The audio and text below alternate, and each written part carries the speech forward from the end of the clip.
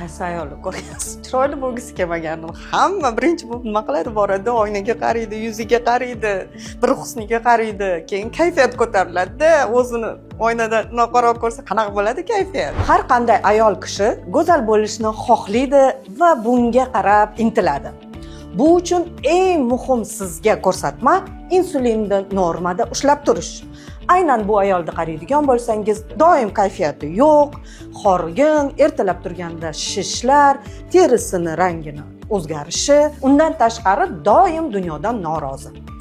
Bu ayolni ko'radigan bo'lsangiz, doim kayfiyati ko'tarinki, oynaga qaraganda o'ziga yoqadigan, farzandlari bilan xushchaqchaq va yaxshi nastroydagi ayolni ko'rishingiz mumkin.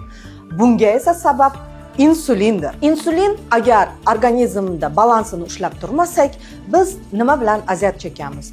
Doimiy charchoq, undan tashqari ortiqcha vazn, undan tashqari kayfiyatning yo'qligi va oxir oqibat biron bir surunkali kasallikni orttirish bilan aziyat chekamiz. Agar siz ham doim chiroyli bo'lib yurishni xohlasangiz, albatta insulin bilan bog'liq bo'ladigan muammolaringizni hal qiling. Kommentariyaga insulin so'zini yozib qoldiring. Men esa sizga o'zimni qo'llanmamni berib o'taman.